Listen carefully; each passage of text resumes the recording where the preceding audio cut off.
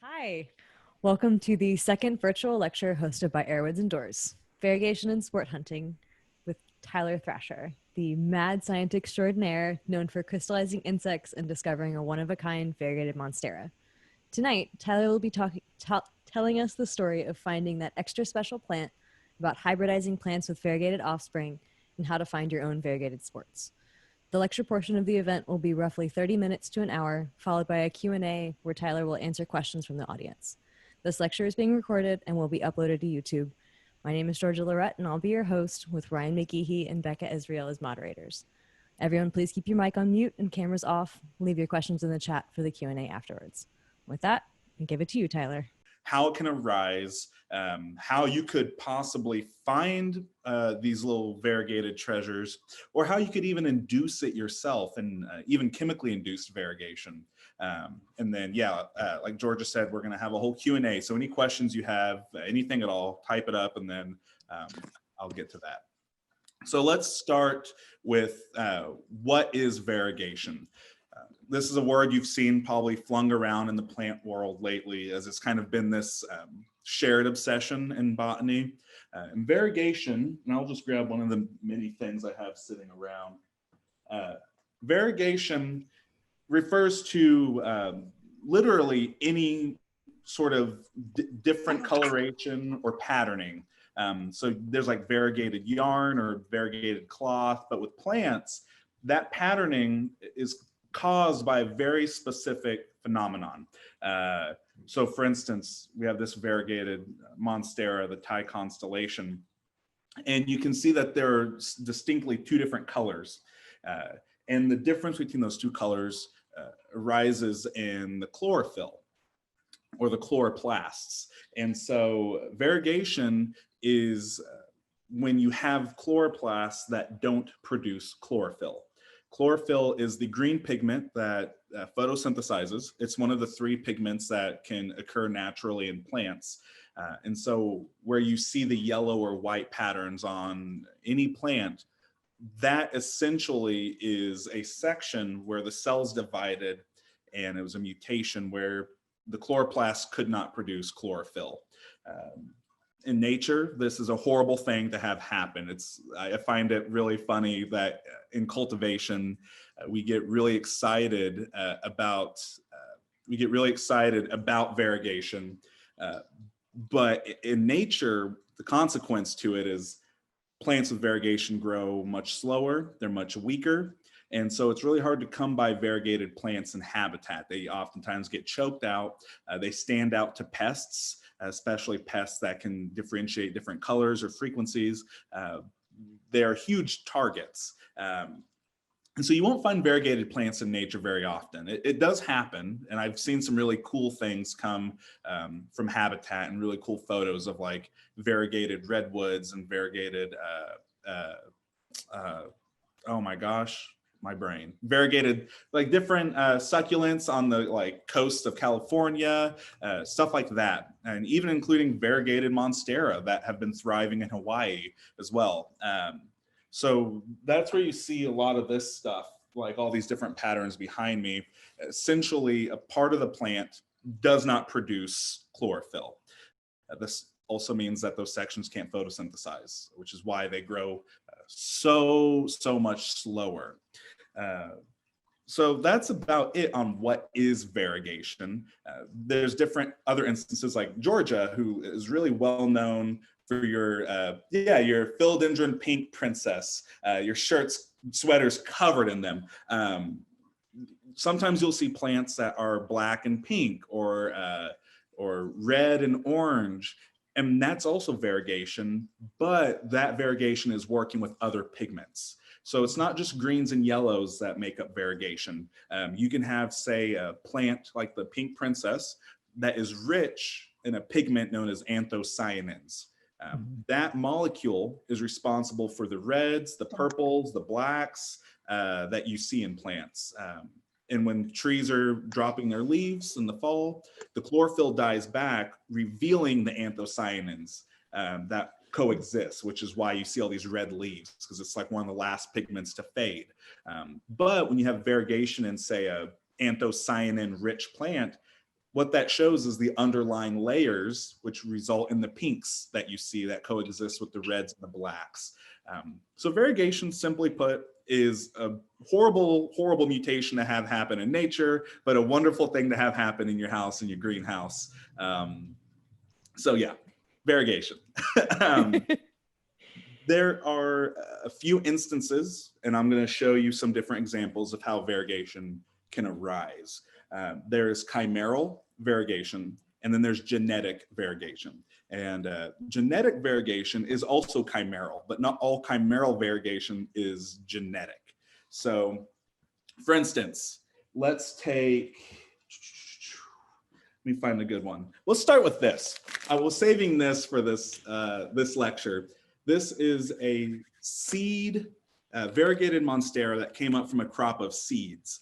So the seed was sown and then the plant came up variegated, which implies that it's genetic, which means that if I were to cross-pollinate it or breed it with another Monstera, there's a higher chance that the offspring will be variegated. It's not guaranteed, but that gene for variegation is in this plant. It's in the makeup. So I'm going to open this one right here, and then we're going to take a peek at what this looks like. And I will say there is very little visual distinction between genetic and chimeral variegation. Really, the only difference is the origin and how it can be furthered or propagated through breeding and pollinating and offspring. So, and I'll put this side by side. There's so much tape. There's so much tape. Isn't there always? There's so much tape. Okay.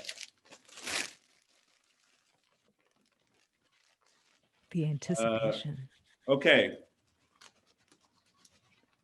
Ooh, okay. So here is and I haven't even really gotten a look at it. Hey there. This is a seed-grown variegated Monstera. The seed was sown, and one of them came up variegated.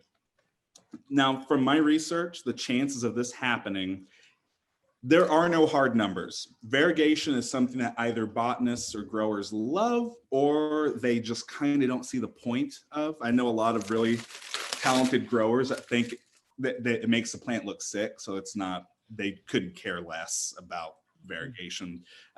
But some rough numbers I've seen is it's about a 1 in 300,000 chance that you'll get a variegated plant, at least one that is stable. You'll get albino plants that come up, but they die off. And so the grower I got this from grows a lot of Monstera from seed. The more seed you sow, the larger, the higher numbers you have, the more likely you are to get something like this. Now you'll notice, here's one. You'll notice that this is not drastically different from this one in terms of color and size. This one right here is one of my sports. This mutation happened suddenly on a non-variegated plant, which is a chimeral mutation. This mutation right here is not present in the genetic makeup that will get passed down. Essentially, there was a mutation suddenly where chlorophyll producing chloroplasts exist side by side with non-chlorophyll producing chloroplasts. So the chances of this continuing variegation all depends on where you cut it and where the next shoot comes up, if whether or not there's a sort of channel for those cells to divide and pull up that pattern. However, in this one, essentially, there is a chance that every cell has the possibility to do this. And so there's two different routes at which you can get, well, not two, those are the two most common routes, is either a sudden mutation or it's seed sown. There are two other routes where you can get variegation, which I'll talk about now. There is chemically induced variegation. And I think there was a plant that was really, it kind of got like put under the put on fire. Pink Congo, thank you. Yeah, so some of you may be familiar with the pink Congo. I think this was last year. Everyone was cartwheeling into the abyss over the pink Congo, and then they quickly realized the abyss was full of lies, and they got out real quick. The pink Congo was a plant that was sprayed with I think it was sprayed with a lot of ethylene. And this is fun. This is really cool because I experimented with this. It was sprayed with a lot of ethylene, and it gave it this sort of faded pink appearance. There's a lot of succulents that look like this, and cacti where the variegation looks almost like a gradient. And that's when you know that it's chemically induced. The effect of whatever chemical was used is only affecting those growth points. It's not permanent. It will grow out of it. So we all saw the pink Congos, and over a couple of months, everyone's pink Congos inverted. And everyone was panicking. And it came out that someone was spraying a bunch of these plants with ethylene, or at least treating them with the ethylene compound. There's a fun experiment you can do at home where you can take overripe bananas or apples or anything, because one of the phytohormones that is triggered, which is cell death, is induced by ethylene. So when a plant triggers one of its phytohormones to just die, to kill a part of itself, it gives off ethylene. So whenever you see like ripe bananas in a supermarket, you'll see all these little tiny fake little bananas or fake apples that can kind of draw in the ethylene. If you put a ripe banana next to a bunch of other bananas, that ethylene will trigger cell death in the other fruits, and that will spark that ripe sort of chain of effect. Well, if you put, say, a bunch of ripe bananas in a little glass dome with the plant, over a couple of weeks, that ethylene that's given off will trigger cell death in the plant. And sometimes that could specifically target chloroplasts. So it can kill the chloroplasts, which make the plant look variegated, which is a trick some people do where they literally just treat the plant with ethylene to trigger cell death. Wow. So that's one way, is fake variegation. The other way that George had mentioned is through hybridizing. Now, I don't have any Aroid hybrids. I'm fairly new to Aroids despite my obsession with the Monstera genus. But I do have a hybrid I made that did come up variegated. And I'm going to show you the fourth way in which you can get variegation. So don't know how well this shows up. Can you see that very well? Okay. Yeah, it looks sparkly. Yeah, so you can see the green and the yellow stripes and the patterning. This is a Chrysanthemum, and the variegation occurred because I took two different Chrysanthemum species and I hybridized them. And what ends up happening is you take two separate plants, and if you mix the cells up and you sort of start to combine all those genes, really it's a crapshoot when you're hybridizing. I mean, you can kind of speculate on what the offspring will look like. You know, I had two Chrysanthemum, one that had big round leaves and one that had really long leaves. And I thought, what if I could make a hybrid that had big oval leaves? Like I was thinking like combining the round spherical leaves with the long leaves. And I thought, that makes sense. What came up did not make sense to in my head. I sowed the seeds and 30% of the offspring came up variegated. And I started looking into this. I was like, why is 30% of my hybrid coming up variegated? And I tried this on 2 generations. Every single time about 30% came up variegated. And it's just kind of comes down to mashing a bunch of genes together and seeing what sticks. And sometimes that can trigger something like variegation, which is that same mutation where some of the chloroplasts just don't produce chlorophyll. It's uncommon to find variegated plants, but it's not an uncommon mutation. Out of all the mutations that can occur, it's not an uncommon one. So if you think about just throwing a bunch of genes into a mixing bowl, you know, there's a good chance that a lot of those mutations will show themselves by shutting off chloroplasts. And that's just a weird side effect. For us, it's a visual like trophy, but for the plant, it's just one consequence of a complete Frankenstein sort of collage of genes. So that's what ended up happening here. There are a lot of really cool crassula that I've seen. And there's other plants that when you hybridize them, there's just always a good chance that some of the siblings will come up and some of the offspring will come up variegated. And then, of course, you can cross-pollinate those two siblings and raise the chances of that gene being perpetuated. So those are the four sort of methods to which you can get variegation. And then after that, it's just whether or not you're going to propagate it and keep up with that gene and try to perpetuate it through propagation. And so the plant I have behind me, this Monstera, this is a chimeral mutation. I only have one seed grown mutation, that's Monstera. It's the one I just showed you. It's new to my collection. But behind me, it's all chimeral.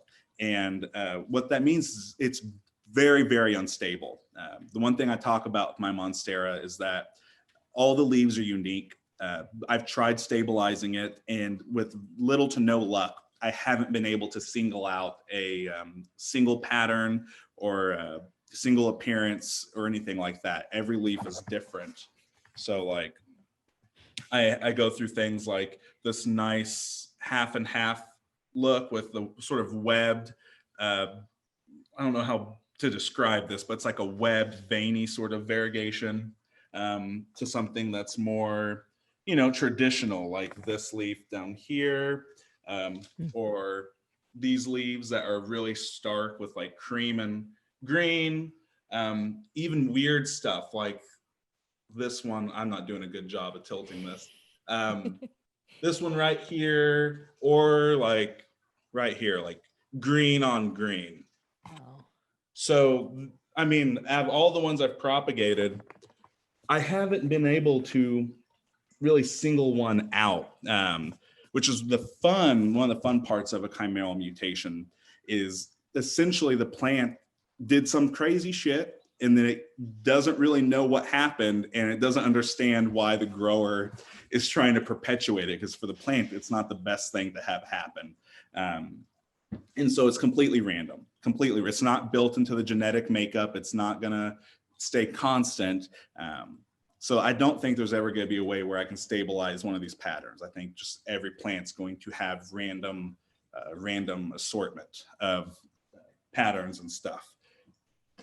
I think now's probably a good time to get into how I found it and some of my tips on how I think you all can find variegated plants. And you know, there's a lot of people out there that poo-poo on finding variegated plants, and I don't agree with any of it. I've had like 30 people who follow me message me after I've shared like my tricks for finding variegated plants, message me with things they've found. One of the most beautiful sports I've ever seen, one of my followers found at a Walmart on a shelf full of Monstera. It was like this bright neon green on green, stunning. And it was in a pot full of Monstera. And there's just this one little one that it just blew my mind. I was like, and you found that at a Walmart. That's pretty dope.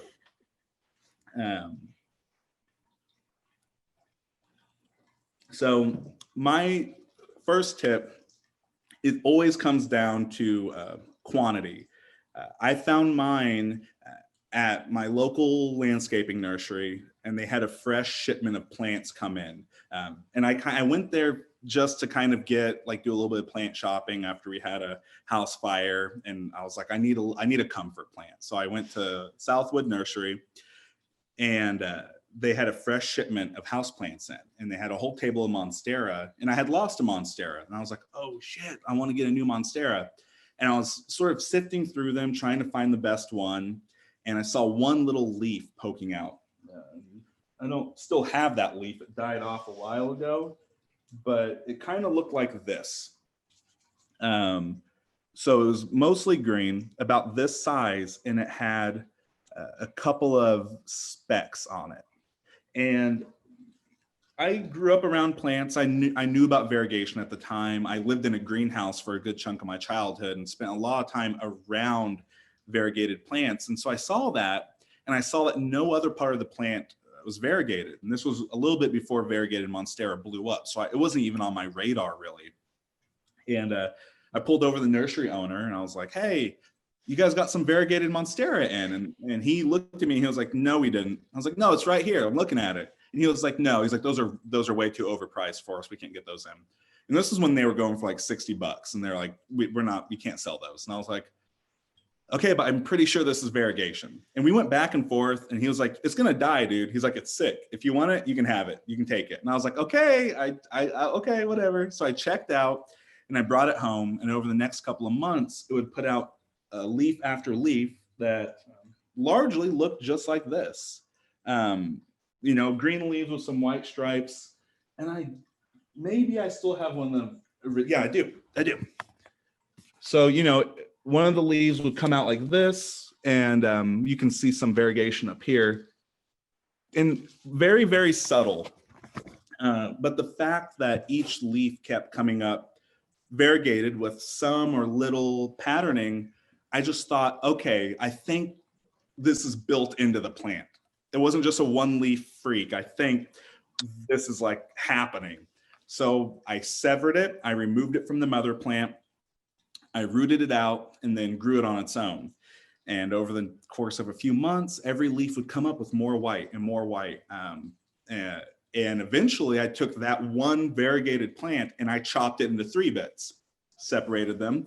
And after that, almost every time I'd separate it, the patterns would get crazier and crazier as the plant was just kind of like working with the trauma and working with whatever the hell it was I was doing to it. Each node would pull up more of the variegation on the stem. And every time it had to sort of grow a new growth point, it's just kind of working with whatever cells are in the area. So it's pulling, literally just pulling from all these different cells that are clumped around the node, and it's completely random.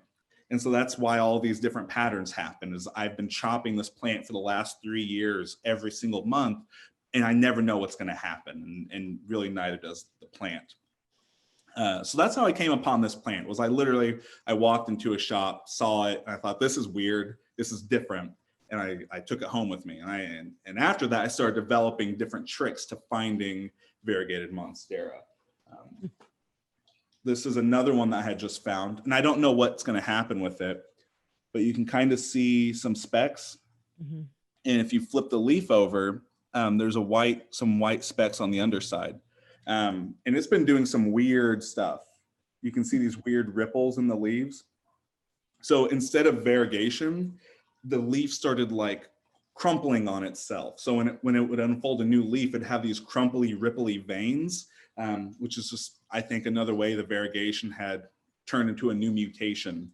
And I found this by following my simple little tricks and steps to to finding these guys. So the first thing I do is you need quantity. So if you're going to go to a nursery, you want to make sure there's quantity, or like a new shipment. I have my plant shops here in Tulsa, and I call them and I'm like, hey, did you get any new plants in? And they're like, oh, we got a whole new truckload. And I'm like, sorry, babe, I'm going to the plant shop. And I get in the car and I head straight there. And they know me by now, and they even let me like unwrap them and go through them, which is always a lot of fun. And so the first thing I do is you need a lot of quantity, and don't ever look for like any obvious growth or any obvious variegation. So you're not probably going to ever find a big Monstera leaf or a big leaf that has patterns. You're going to probably find it on the very subtle growth, like my original one, when I said that the first leaf on my sport was about this size, and it was just barely peeking out. Because remember, variegation, it inhibits the growth of the plant. They grow much slower. So in the Monstera case, when you buy wholesale Monstera, what a lot of these nurseries usually do is they'll stuff like 5 to 6 plants into one 10-inch pot. So when you see the Monstera bush, and they call it the split leaf philodendron bush or whatever, it's not a bush. It's not a bush plant. What they did is they put about 5 or 6 in the pot, which raises your chances of finding a mutation because it raises the numbers. So essentially, if there's like 20 new Monstera at your favorite nursery, there's actually like 120 to 150 Monstera at your favorite nursery. So you have to look through every single one. And all the sports I've found were never super obvious. They're always the smaller growing ones. and they're always tucked, suffering underneath the big, towering, healthy, non-variegated growth. And this has been the case for almost all my followers that have found these guys, is they have to sift through the leaves and look for any freaks that are kind of hiding and struggling to keep up with healthy, normal growth. And so the first thing I do is if I find that one leaf that has the white spots, that's not a guarantee. These mutations happen frequently, and you may sometimes find a leaf that has like the one little spot, but it's isolated. And essentially, these mutations can happen all the time, but they can get choked out by normal, healthy growth, and then they can't perpetuate themselves. So that little spot can't divide, multiply, and so it never really goes anywhere. So whenever I find that one little gem, what I'll do is like I showed you, I'll flip the leaf over, and if I see white underneath and on top, that's always a good sign. That means that there are multiple layers on that plant that are starting to mutate. So there are several layers in a leaf or in a plant, and you can have variegation happen on any of those layers, which is why you get the different shades of green. And so it's always a good sign. If there's variegation on top and on the bottom, it means that more than just the top layer, the top epidermis, might have that mutation, which raises your chances of the plant continuing that mutation as it grows. The next step is to, here's a good example. That's not a good example. Where's a good example? Someone come here. Who? You. Oh, no, I just watered it. It's too heavy. And this is my hand that I fell on through the attic, so I can't do that. Here we go. Here's a good example. Wow. So the next step is to check the stem. So you can see the variegation on the stem. It's like right down the middle, right? No, kind of. Here's a better, I'm doing this with next to no lighting. Just take my word on it. There's variegation. But there's variegation on the stem. So that's the next step. Check the stem. If you see variegation going up the stem into the leaf, there's a good chance that, or a higher chance of that variegation wraps around the node or passes over the node, where if you were to cut the plant and it sends up a new shoot, it will pull up that sort of mutation. If I see variegation on the top and on the back of the leaf and on the stem, and if I can see the node and I see all that, I'm buying it immediately. It is a pretty solid chance that if you were to propagate that plant, it will keep mutating and it'll keep pressing on with that mutation. So really that is like my easy like go-to steps when I'm looking for it. You can find mutations all the time, but it's always kind of a toss-up of whether or not they will actually I don't know, stay consistent or pass on the gene or the trait. But if you can find those things, if you can find the patterning on the top and on the back, and if you can find it on the stem, that's always a great sign. And if you can find it on more than one leaf, that's almost a surefire thing. And it also just depends too. Like you could find, let's say, not in the case of the Monstera, let's say if you find a succulent like an Echeveria, and they're these rosettes, so they have all these leaves coming from a radial central point. I've found sports where I find an Echeveria with these really lovely rosette-shaped leaves, and one leaf has variegation on it. Everything else is normal, but for some reason, one leaf poked out with variegation. Oftentimes, I'll buy the whole plant, pluck off that one leaf, and stick it in soil, and that one leaf, where if it's a plant that can be propagated from a leaf, a single leaf, there's a good chance that the pups that come off of that leaf, like with succulents, there's always a good chance that it will pull through on that. So it depends on the plant. But if you're ever shopping and you see a leaf or anything that looks unordinary, it doesn't even have to be variegation. There can be sports where the leaves radiate or spiral. We've seen spiraling varieties of plants before. Or maybe you find a leaf or a plant where there's a dwarf version of it in the pot. Sports can show themselves in many ways, but variegation is the one we're talking about now. So if you ever find a plant or a leaf that looks odd and looks different, really inspect it, because you might be stumbling on I guess in some cases, a literal botanical treasure. So that's kind of how I do it. I just go to all the big stores and I just sift through every single leaf. And I would say 1 out of every 6 times I find something that is worth investigating or checking. And it doesn't matter. The bigger the box store, the better. I've had people tell me they find all their sports at Home Depot, where they pull in truckloads and truckloads of wholesale plants, and they're like, we got in 100 Monstera, and I'm like, fuck yeah, you did. I'm coming in. And so yeah, that's it. I mean, you got to also look through every leaf, though, because mine started from one tiny leaf, and I could have easily missed it. Someone else could have bought it or killed it, and it never would have happened. And so and then here it is right here. It's That's awesome. yeah. Well, cool. What else is it? Did I miss anything? I mean, if you want to talk about patents, you can. Okay. Yes. Cool. Sorry, I just get going and I'm like, where's this train taking me? So plant patents. Oh my God. I have had a hell of a time. I've had luck in some areas.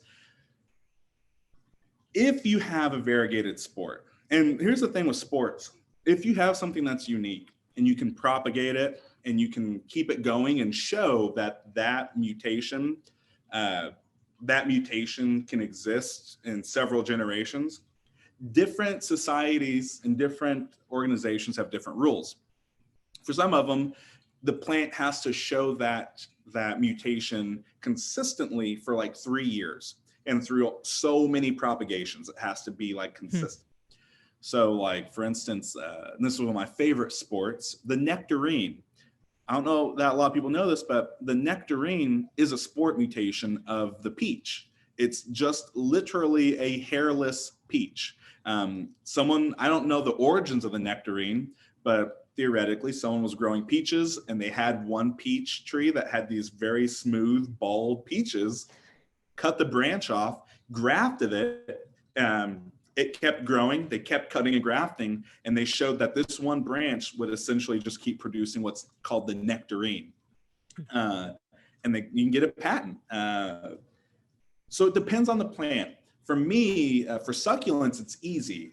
There are tons of succulent societies all around the world that you can reach out to that can verify a new plant. And essentially, for the world of botany to take it seriously and to say, yes, you have a new plant, you have to have it verified by other botanists or a journal. So I just had a new hybrid, the Crashula Thrashula. The Crashula Thrashula. That is now an officially recognized plant because it was published in a cactus and succulent journal called Cactus World. And so now I can get a patent for it because I have something to prove that it's A, my plant, B, it's consistent, and C, it's recognized in the world of botany, so it has some merit to it. So you need some backing for that. But when you apply for a patent, if you want to patent a plant, it's really expensive. I looked into it. I know I looked into it, and it's like rough estimate to patent a plant, anywhere from $10,000 to $14,000 to patent a plant. There's a lot of forms you have to fill out. You're probably going to need a lawyer. So most people don't patent plants because it's so expensive. But if you're like a big agricultural business, or if you're a big landscaping company and say you have a crepe myrtle that came up and it's got, I don't know, it's black with like red specks and red stripes, you probably don't want to patent that. And that way you're the only one that can sell it or make money on it. Then you might have the capital or the money to say this is worth doing. And so to get a plant patent, you would file it like any other patent. There's a whole form for plants, but they're usually targeted toward big ag or huge landscaping companies like Monrovia or something like that. But say you want to get it officially recognized. For my Monstera, the route I would take is I would reach out to, say, like the IAS, and I would say, hey, I have this Monstera. I think it's different. Could you recognize it so I can give it a name and pretty much get the seal of approval from whatever society is sort of overlooking that domain of the plant world. And from what I've been told from my Monstera is I need to have a stable pattern, and it needs to be consistent for about 3 years, something like that. And unfortunately for my Monstera, there's literally no stable pattern. Every single leaf is different. I've tried stabilizing some, and I've sort of just resigned myself to the charm that this plant, the charm is that it's not stable. Every leaf is a surprise. So I personally forfeited the fight to get my Monstera registered as a cultivar because it's kind of not a cultivar. It's just a mutation. But say you have like I don't know, let's say you have like as far as I know, there aren't any Rhaphidophora tetrasperma cultivars out there besides just the main one, and then there's the tissue cultured ones. But say you have one that puts out black leaves, like the ZZ Raven, puts out black leaves. That's pretty cool. Say you want to call it the Rhaphidophora tetrasperma Black Raven. And you would send that to, say, the IAS and say, this is weird. They'd say, yes, it's weird. And you would say, I want to register it. And they would say, well, it needs to be consistent. So you would cut it and cut it and cut it for about 3 years and show a whole crop of them that all look the same. And if they all look the same, then you can say, this is what I want to name it. This is how I want to register it. And essentially, they would just publish it in a journal and say, this is different. We recognize this. And then from there, it's almost easier to defend a patent legally by saying, yeah, there's a bunch of big science people with science brains saying this is cool. And then legally, it's easier to defend a patent. Mm-hmm. It's not easy, and it's kind of tedious depending on the society or the plant you're working with. I mean, if you get something unique, the first step is to propagate it and see that it's stable, and be very critical. Be very critical. Like, you don't get too excited and too precious. Like a lot of these patents and cultivars and hybrids, you have to really scrutinize your plant to almost smithereens. You have to look at it, and you have to be very, very critical and mean to that plant and make sure that it is stable. Or else some botanist is going to look at you and tell you you have nothing special, and then you're going to feel like garbage. But it's so beautiful. So yeah, plant patents, it's a thing.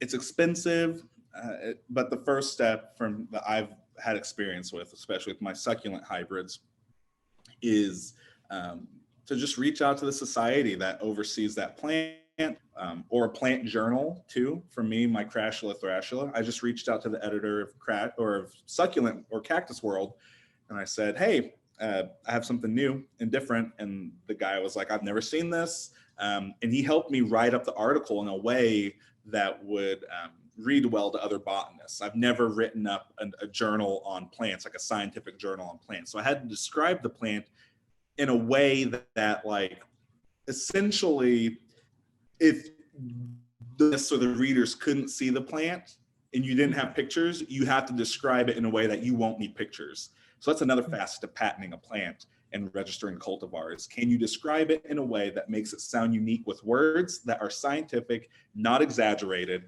very, very critical, and you have to scrutinize your plant and ask yourself, is this even that special, or does it just look a little different? Like, it's got to look, you have to be able to separate that plant from a whole crop of plants. For me, I'd have to essentially stabilize one of the patterns on my Monstera, put it in a field of Monstera that are variegated, and have someone look and go, that's the one that's different. And if you can do that, then it's worth registering. If you have to really squint and like hold it up to the light and go, is it that different? No one else is going to notice. Just you, because you've been looking at it and watching it obsessively for 3 years. Cool. That's awesome. Okay, are you ready for questions? Yeah. Okay, sweet. That was so interesting, Tyler. I've been looking forward to this. So yay. Thank you. Yeah. Um, all right, let's go through these questions we got here.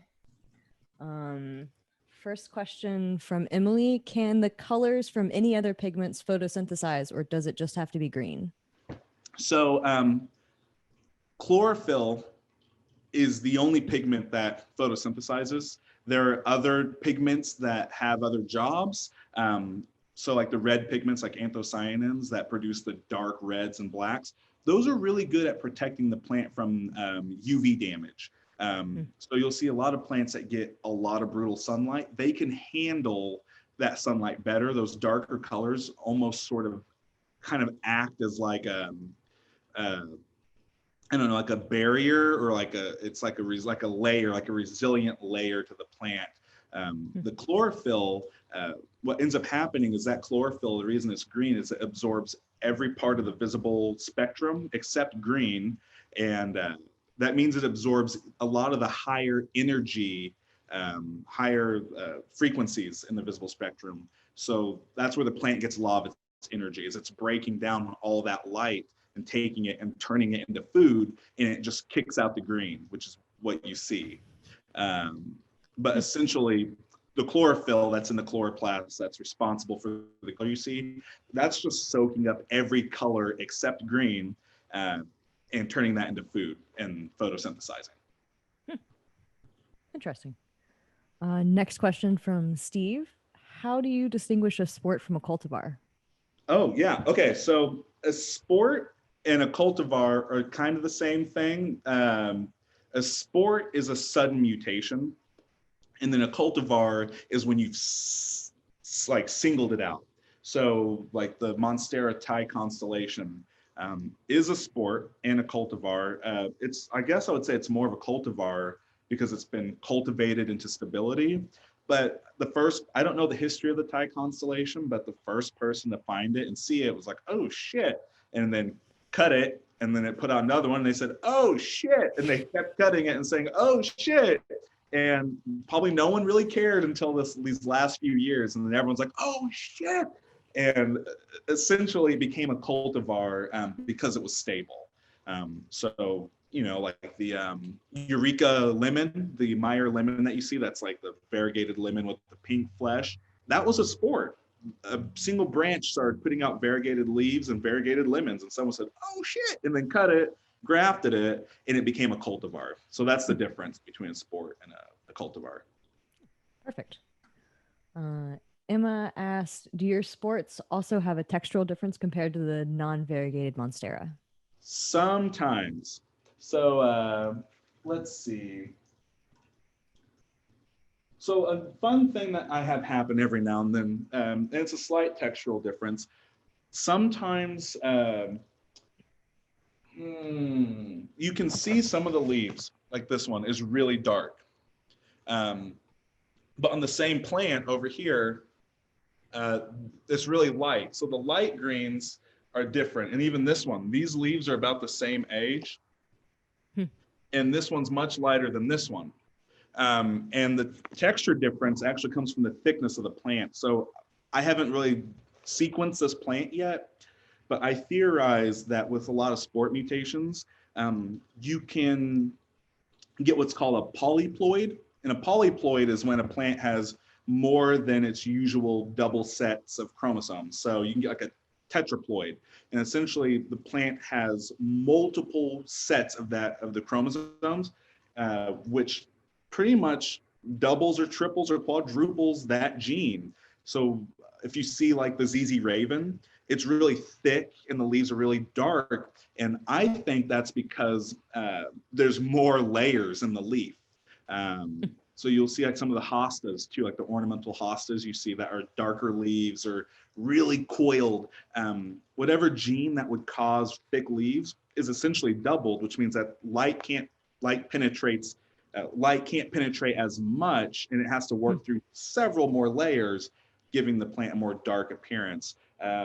So that's the main texture difference. Is some of the leaves come out, they harden off really dark, and if I shoot it just right, they can look almost damn near black sometimes. And so one of my goals is I'm fingers crossed, I'm hoping through the random burst of mutations and the unpredictability of my sport or any sport, one day we might see a black-leafed Monstera, which I think would be dope. I think that'd be really cool. And I think scientifically and botanically, it's very possible to produce a black-leafed Monstera. And it could very well be out there in some old grower's greenhouse, and they just are like, that's pretty cool, but who cares? Like, that happens all the time. Someone somewhere is sitting on one of the coolest plants we'll ever see, and they just love it, and they keep it to themselves, and they're not on Instagram or Pinterest.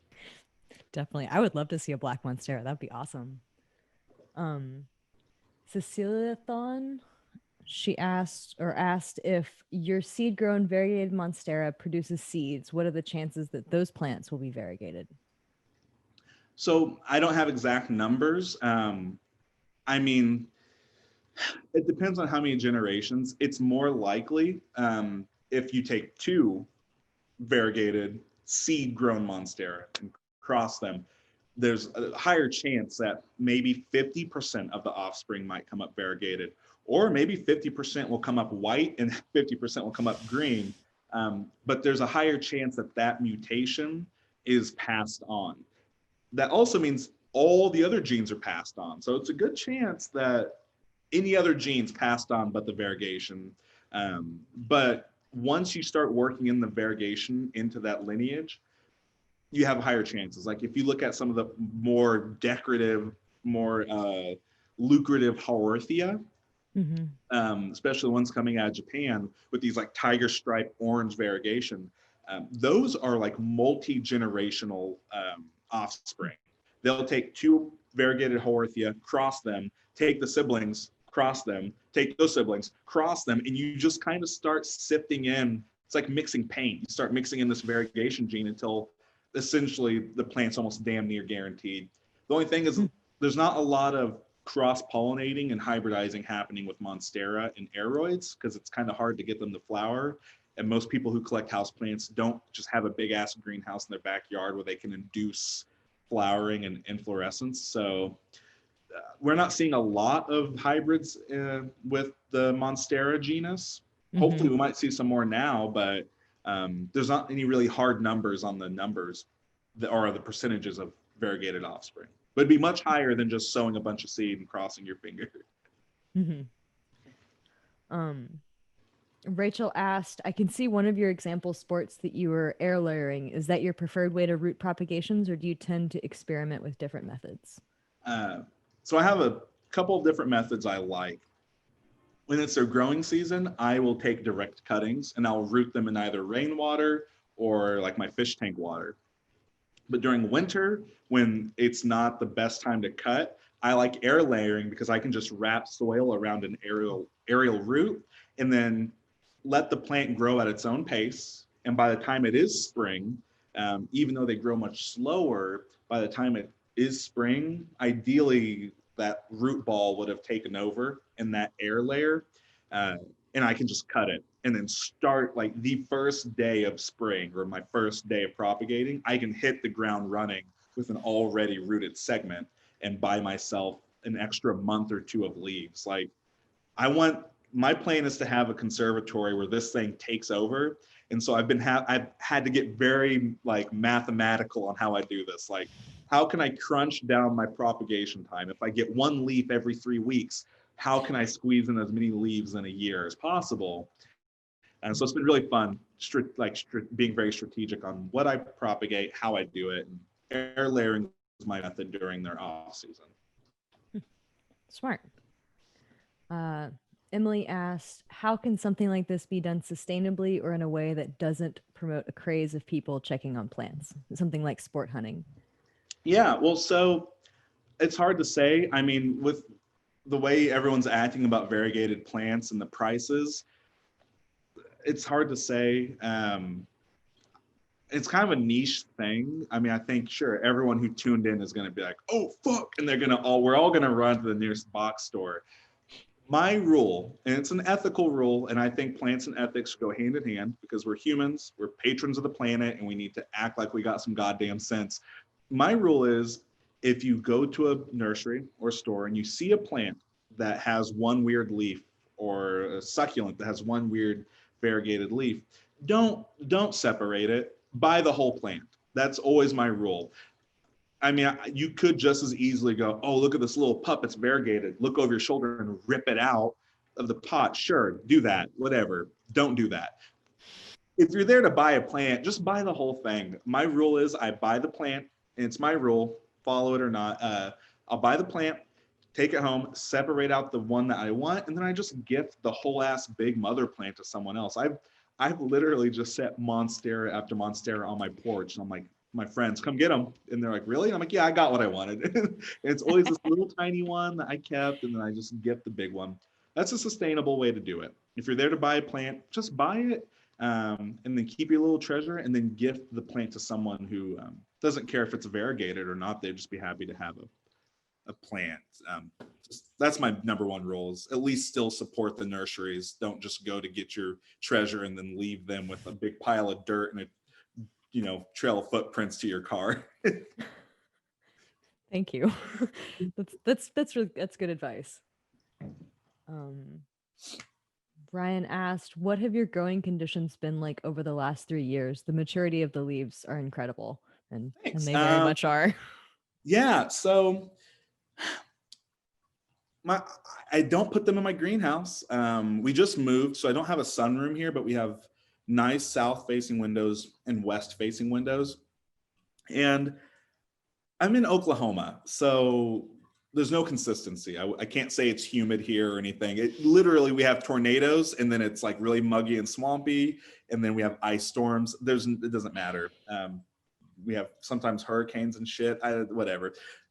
My growing conditions, I use very well draining soil. And I have a trick that I've been meaning to share that I'll share here with how I get the large leaves. Monstera won't put out large fenestrated leaves unless they have enough support to do so. They need a lot of support and structure to be able to energetically, like energy-wise, afford to sustain these big leaves. So my trick, do I have one within reach? No, of course, yes, I do. So my trick is when I pot my Monstera, I always lean them against the rim of the pot. So what ends up happening is the plant has enough support right there that it can start putting out more growth on the stem that's thicker because it can have support. And then the plant can afford to have more spacing in between the nodes. And I'm tricking the plant into thinking, oh, we're leaning up against a tree, or oh, we're leaning up against a wall. Okay, we have some support, we can put out bigger leaves.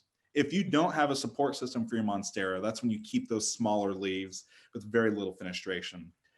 So I've just learned, lean them against the pot, make the base of the plant think it has a lot of support, because it technically does, and the plant, or lean it against a wall if you want to risk the aerial roots grabbing onto your wall and peeling off paint. It happens, whatever, repaint it. That's what I tell my wife. I'm like, I'll touch it up. I don't ever touch it up. I've never touched it. So that's how I got the big leaves. And then when you cut it, so when I cut my big mama, I cut it, and those nodes put out medium-sized leaves rather than starting over from scratch. And so I keep it at a consistent rate where all my leaves come out about dinner plate size usually. And I just give them enough artificial support that they think they're like thriving in a jungle, but they're not. That's a great tip. Allison, one thing I've had concern about is when I go to Lowe's, Home Depot, or smaller nurseries and see that people have been purposely unfurling new leaves or unintentionally ripping leaves to check. One plant I found recently had a small speck of white on one leaf and was absolutely decimated by people checking the stem. How can something like this be done sustainably or in a way that doesn't promote a craze? Okay. Well, don't fucking do that. What the hell? People don't, I don't know. The best thing I can say is I just wish people had some goddamn sense. I sound like a dad. My dad brain's kicking in. I didn't know I sounded like this until I had a son, and I was like, wow, I can really be a grouchy dad. Yeah, just use your fucking brains. Don't forcefully unfurl the plant. Don't damage the plant. And so here's the other thing too. if you see a big leaf that can be unfurled and torn, if you don't see any shit lower down on the plant, it's not likely that the fifth large leaf is all of a sudden going to have this treasure trove of patterns. It's not worth damaging the plant. If you see lower leaves that have that pattern, then buy the plant. If you see it on the stem, just be very delicate. Treat the plant like it's yours. Treat the plant like you would come in to buy that plant. You don't want to go into a nursery and see a whole table full of decimated, ripped leaves while someone's like taking my tips and abusing them. You just treat the plant like someone wants to come in and add it to their home, and just don't leave a battlefield of torn, remnants. I don't know any other way to do it responsibly. It always surprises me when there's like unethical growers or people that say they love plants, but they abuse plants. There's nothing we can do about that. That's just how it is. Just do your part. And if you're hunting for sports, I don't know, just don't tear it to shreds. And if you can afford it, maybe just even buy one thing. If that nursery is worth going to look for a plant and you trust them to maybe have your future variegated treasure or whatever, just buy anything. Buy a fucking pot or some fertilizer, but support them for your endeavors of getting your fingers on all their leaves and checking and shit. Just be very mindful and respectful to the plants that we claim to love. That's good advice. Jonathan asked, where do these massive shipments of Monstera come from? Does most of it come from nurseries in Florida or elsewhere? From my experience, most of them come from nurseries, wholesale nurseries in places like Florida, where they can just have literal crops of them. I did a couple of wholesale shipments when the science shop in Tulsa was open. And it's funny, hell, if you want to risk it, instead of going to a nursery to look for one, you could place a wholesale order. Some of these nurseries have very small minimum orders. You could place a wholesale order and buy, they never call them by their right name. They don't care. So you can place a wholesale order for like 100 split leaf philodendron and then get a truck to come to your house, look through all of them, and then sell the rest, hopefully at a reasonable price. If you have the zoning. I don't do that. I don't know that's whatever. It's your life. But a lot of big nurseries in Florida, you can place wholesale orders. I've done it a couple of times to like get a bunch of plants and gift them to my friends for fun. And every now and then I'll find, because they don't check, by the way. They just pull the truck up and they go, okay, we got this order today. And they just throw them on there. And then the FedEx guy tries not to fuck up all your plants, and you go from there. But mostly from big crops in Florida. Mm-hmm. And Rachel asked, do you ever buy ones with a little smidge of white variegation on the leaf, but none on the stem or underside? Yeah, yes. So I don't know that this is the same one I was showing. This applies to one of your questions you asked. So this one had a little bit of white on the leaf in the underside, but nothing on the stem. I bought it anyways, and I don't know how well this will show up, but the stem on one of the newer growths had a streak on it. And that just happened. So every now and then I'll gamble it. I've had several that I've bought that were cool and they showed patterns for a minute and then just quickly reverted. So again, it's a gamble. It's a toss up, but I don't necessarily have to have all those rules that I said apply. I'm willing to risk it for like 2 of those rules or a couple of those rules. That makes sense. We got 3 more questions. Rena said, I'm still stuck thinking about the seed grown variegate you showed a while back. Do you think if you got seeds from an already variegated plant, you would have higher chances of getting seeds with sectoral chimeras? Or do you think they would have the same chances as seeds collected from a normal Monstera? So that's hard to say. Again, I haven't really done a lot of research on hybridizing or cross-pollinating Monstera because there's just not that much info out there that's readily available. What I'm willing to assume, just based on what I know, is if you were to cross-pollinate one with sectoral chimera, like patterning, the ability to produce chlorophyll or chloroplast without chlorophyll, that's present.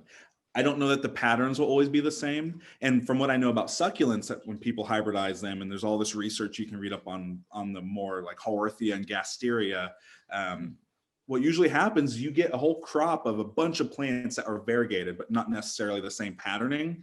And you just have to be very selective. I'm assuming the same might apply to Monstera, where if you cross-pollinated variegated Monstera with sectored patterning, you'd have a whole crop where there might be a lot of those, and you might get one that's really, really different.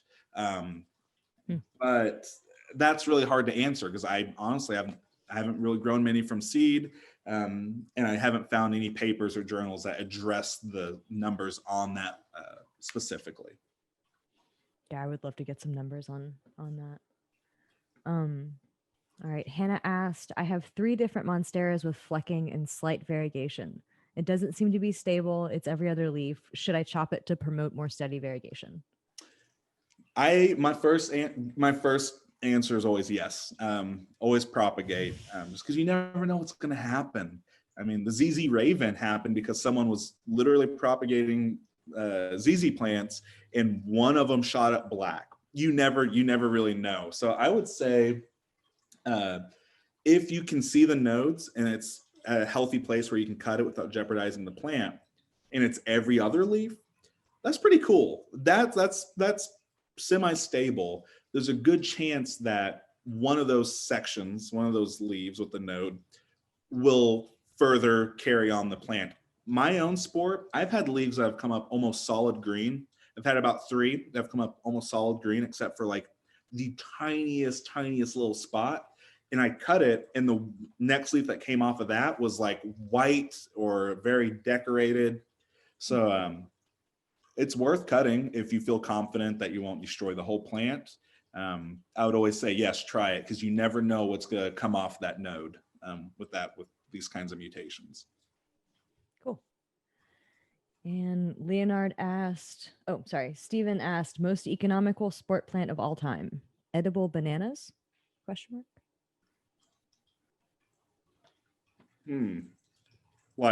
Like the variegated banana plant, or edible. Oh, gotcha. Yeah. Yeah, it makes sense. Yeah, I mean, anything that's food related. Like I think yes, maybe, but the bananas, I think probably thornless blackberries. We have a big ass thornless blackberry bush here, and I posted a video, and everyone's like, why the hell would you grow blackberries? And it's all these people in Oregon who are like, why the fuck would you grow blackberries? I'm like, what do you mean? They're delicious. And they're like, they hurt. I'm like, not this one. I'm like crawling in it, and I was like, I never realized that the thornless blackberry was a specific sport from the regular blackberry, the wild blackberry that's covered in tiny, horrible needles. And the fact that there's a variety with no thorns seems like a very obvious win to me. Delicious and not spiky. Yeah. All right, last question from Leonard. Hi, how can I keep my Monstera away from the brown spots in the leaves? So there's so many different causes for that. One of my experiences with the brown spots is, I have a toddler, and I've done some research where when you touch the plant too much, you can pull away some of the oils and the waxy layer that's on the epidermis, and you can make it very susceptible to like sun damage or even water damage too. It depends. I mean, it could be anything from overwatering, mostly inconsistent watering, sunburn, even if you're using tap water, what's in your tap water? I try to water with distilled or rainwater, mostly rainwater, to avoid that mineral buildup that could burn plants. I mean, one of the reasons you see like fertilizer burn is that mineral buildup or the nutrient buildup that can overwhelm the plant and shock it. And so same thing goes with some of the tap water. I think the best thing I would suggest first is look at what you're doing. Are you overwatering it? If so, cut back. If you're using tap water and you're noticing this, try rainwater if you can collect it. And if it's a humidity issue, like if you're not misting your leaves or it's not very humid, crank that up. Or it could be something also like airflow. If it's really, really humid and really thick and stale where you are, open a window, find a way to get some airflow going, because that also helps. I mean, the thing with the brown spot question is it could be so many things, but those are the ones that are on the top of my head that I would troubleshoot and kind of whittle your way through. That's some good advice. All right. Well, I think those are all of our questions. Thank you again so much, Tyler. This was wonderful. Cool. Anytime. Yes. And so this will be recorded and it's going to be on your Patreon for the next week, and then it will be available on YouTube. Sweet. Cool. Yeah. Works for me. Well, thanks everyone for listening. Yeah. Thank you, everybody. Have a great night. And thank you to our moderators. Bye. Bye, guys.